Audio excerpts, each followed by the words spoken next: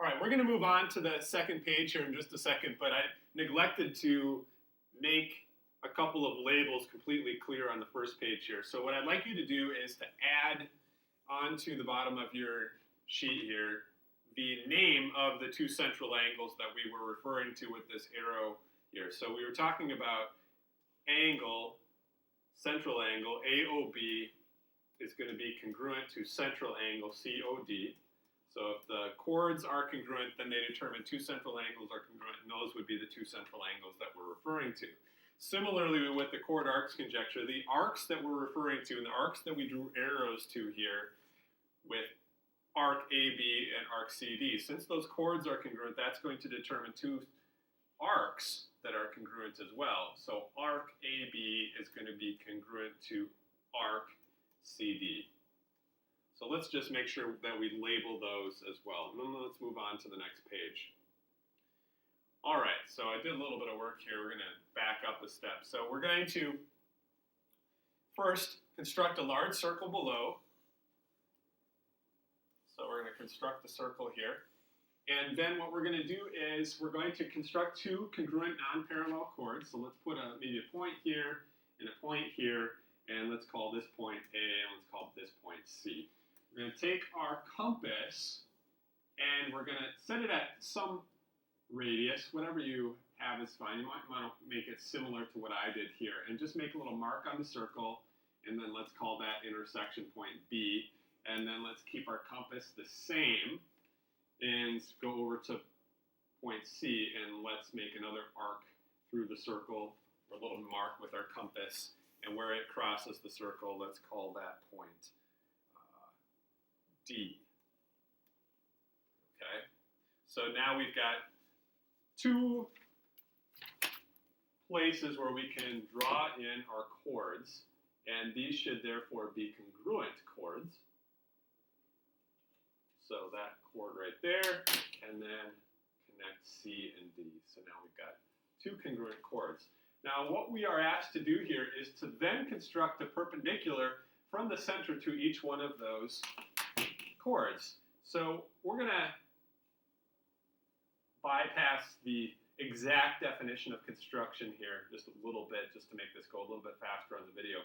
But I want you to take your ruler and eyeball as closely as you can, or measure as closely as you can, a 90-degree angle right here to the chord. And then do the same thing over on chord AB. And let's make a 90-degree angle there from the center to that chord. All right, and let's mark that in as 90 degrees. So what we're being asked to determine here is then if we have those perpendiculars from the center to those two chords, what is true about how that segment intersects the chord? So if we then take a ruler and we measure out this little area here on both sides of our 90-degree angle, and here and here, and the more accurate we are with our construction, the more precise that's going to be. But what we're going to find out is that these two segments right here should be congruent to each other if we did it accurately. And then the same thing is true over on CED, is that these two segments here and here are going to be congruent to each other. All right, so let's call this center point O, and let's call these intersection points, let's call that X, and let's call this intersection point over here, let's call that Y. So the property is this. The perpendicular from the center of the chord, so we drew the 90-degree angle from the center to the chord, is the perpendicular bisector, or is the bisector of that chord. So we already talked about it being perpendicular, so it's also the bisector. So when you go from the center perpendicular to the chord, it is also going to split that chord equally in half. So we can now say that segment OX here is going to be the perpendicular bisector. So I'm going to use that little perpendicular symbol here, and then I don't really have a bisector symbol, but this little symbol here, this upside down T thing, means perpendicular. So perpendicular bisector of segment AB, and also segment OY then is going to be the perpendicular bisector CD. All right. So that is our first property.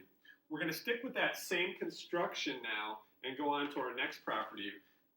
Now we're supposed to now compare, it says with your compass, compare the distances from the center to the chords measured along the perpendicular. So I think we can do that relatively quickly here, but what we're doing is we're measuring just with our compass here. Let's set it at that distance, and let's see how it compares over here. All right, so I'm just gonna set my compass. This board compass is a little bit tough to get absolutely perfectly precise, but now you can see that this distance here, OY, is going to be the same as distance OX, and that's what we wanted to take a look at. So by drawing in that perpendicular, we also notice that those two segments from the center out to the chord are going to be congruent as well. All right, so let's mark that on our diagram. So what we're saying is this is congruent to this over here. So two congruent chords in a circle are one of our favorite words of the year here, equidistant from the center of the circle. In other words, those perpendiculars, those congruent chords, if we do perpendicular to the center of the circle from the chord, we're going to have the same distance on both of those segments, OX and OY. All right, so let's actually say OX then is congruent to OY. All right, so notice this started off with just two congruent chords. They are going to be equidistant from the center. So no matter where the congruent chords, if I drew another congruent chord to A, B, and C, D up here, or over here, or over here, if I did a bunch of congruent chords and then I measured their distance to the center, all of those distances to the center from the chord would be the same as OX and OY. They'd all be congruent to each other. All right, let's move on down to our final little investigation for today here. Once again, let's construct a large circle and mark the center. Large being up to your interpretation, but enough that we can have a relatively big and more or less fit it inside of that little space. All right, construct two non-parallel chords that are not diameters. Now notice this time it did not say that we have to have congruent chords. That's just two non-parallel chords. So you can basically then just take your ruler and do a couple of non-parallel chords. So let's say something like this here. Actually, let's choose a different color, so we'll do that. All right, so we've got that. And then let's do one on the other side. Let's go maybe a different direction. And let's not make it the same length. So I think this one should be a little bit shorter. Sometimes it's a little tough for me to tell up at the board here. But all right, we've got two non-parallel, non-congruent chords. Construct a perpendicular bisector of each chord and extend the bisectors until they intersect. Okay, so what we're going to do is take each one of those chords and we're going to measure where the midpoint is. All right, so you can't really see it, but on this one I'm going to measure out the midpoint. So I've got 9 inches here. Midpoint would be here. So measure out the midpoint of that first chord. Okay, and then we're going to take and we're going to do that same thing with our second one here. We're going to measure out the midpoint. So this one looks like on my board here is about 7 inches. So let's see, 3.5 inches would be the midpoint right there. So that being different lengths than the first segment. All right, now what we're going to do is perpendiculars from those midpoints. All right, so we're just going to draw perpendicular here. So 90-degree angle, we want that to be 90 degrees. And okay, so I'm just going to make that nice big segment there. And then I'm going to do the same thing over here. All right, I'm going to make sure that it is perpendicular. All right. Now, what do we notice? Maybe this is not surprising to you, but I made sure that it had perpendiculars through the midpoint of each one of those chords. And if you notice, where did those two perpendicular bisectors cross? They crossed right at the center of the circle.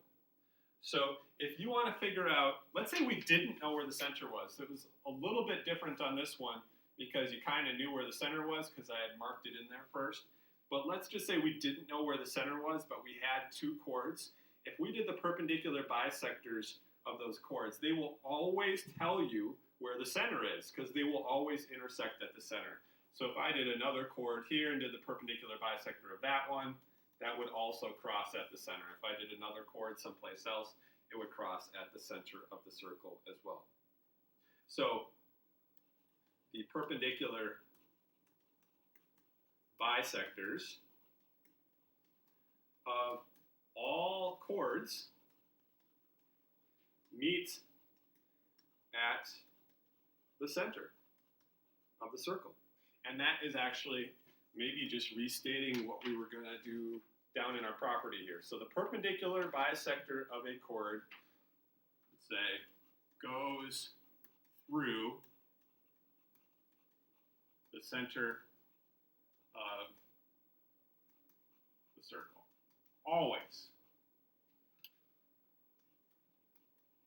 Just going to add that little parentheses at the end. You don't really need that, but we'll always go through the center of the circle. So it's basically what we just sketched over here. That is it for today for our properties related to chords and circles. Thank you for listening.